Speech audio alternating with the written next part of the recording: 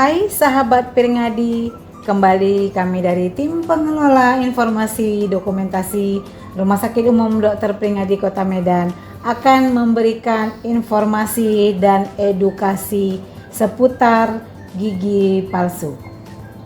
Terima kasih, nama saya Dr. Gigi Nidia Pretisya Sembiring SPKOS. Saya bertugas di SMF Gigi Spesialis Rumah Sakit Umum Daerah Dr. Peringadi Kota Medan. Di sini saya akan menjelaskan tentang topik gigi palsu atau gigi tiruan. Ya, terima kasih Dr. Nidia yang sudah mau hadir dan berbagi edukasi kepada sahabat-sahabat Peringadi. Tadi cerita tentang gigi palsu nih ya dokter ya. Kira-kira apakah yang dimaksud dengan gigi palsu itu Dok Nidia? Oke, terima kasih.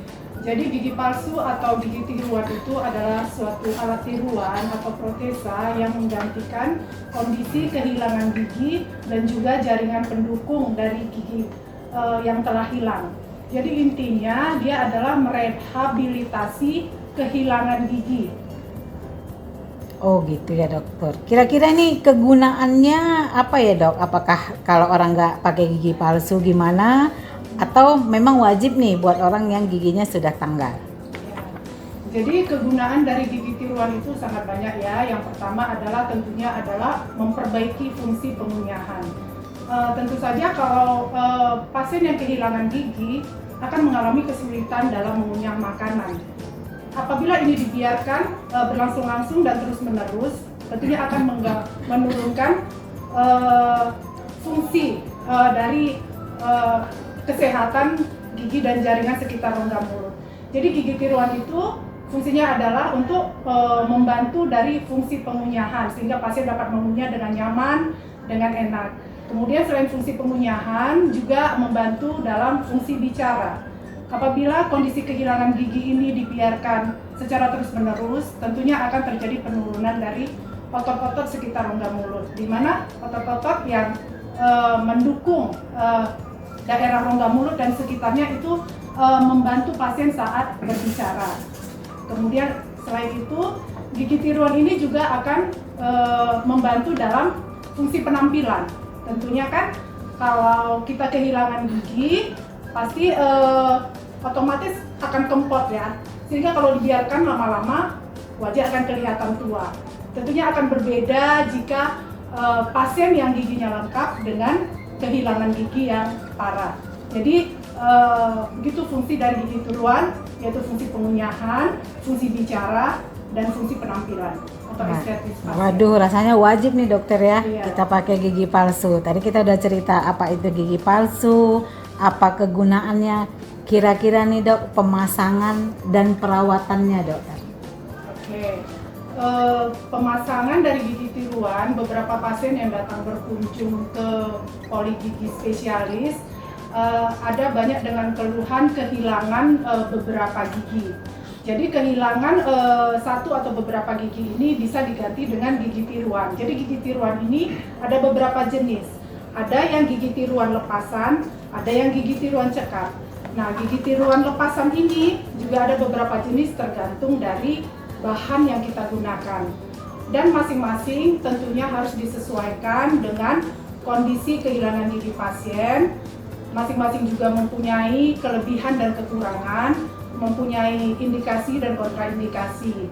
Jadi pada saat pasien berkunjung ke poli, disitulah kita terlebih dahulu mengedukasi pasien tentang bagaimana kondisi kehilangan gigi pasien dan jenis gigi tiruan apa yang sesuai dengan kasus pasien ini. Jadi tidak bisa pasien itu datang, dok saya mau buat gigi ini, saya mau yang begini saja, tidak bisa. Jadi dia harus kita sesuaikan dengan bagaimana kondisi kehilangan giginya. Jadi disitulah fungsinya kita memberikan penjelasan terlebih dahulu kepada pasien. Jadi kondisi kehilangan gigi ini seperti yang sudah saya jelaskan, perawatannya adalah dengan membuatkan gigi tiruan. Gigi tiruan ini ada yang lepasan dan ada yang cekat. Nah, untuk penggunaan apakah kita gunakan yang lepasan atau yang cekat, itu disesuaikan dengan kondisi pasien. Apabila kondisi kehilangan giginya banyak, akan lebih baik jika yang lepasan. Tapi kalau kondisi giginya hanya kehilangan 1 atau 2 gigi, itu bisa digunakan gigi tiruan cekat. Nah, kalau yang gigi tiruan cekat ini, pemasangannya dilakukan oleh dokter gigi di klinik. Jadi, tidak bisa dilakukan oleh pasien. Sementara kalau yang lepasan ini, dia bisa dibongkar dan dipasang. Jadi pasien bisa menggunakannya sendiri di rumah. Dan juga untuk yang lepasan ini tentunya butuh perawatan untuk bisa tetap berfungsi secara baik dengan jangka panjang. Nah, kalau untuk yang gigi tiruan cekat juga butuh perawatan juga. Perawatannya seperti juga dengan gigi asli, dia harus disikat setidaknya 2 kali sehari setelah penggunaan. Fungsinya apa? Agar gigi tiruan ini tidak berubah warna. Kemudian juga untuk mencegah bau mulut. Kemudian juga untuk mencegah terjadi penumpukan sisa-sisa makanan di gigi tiruan.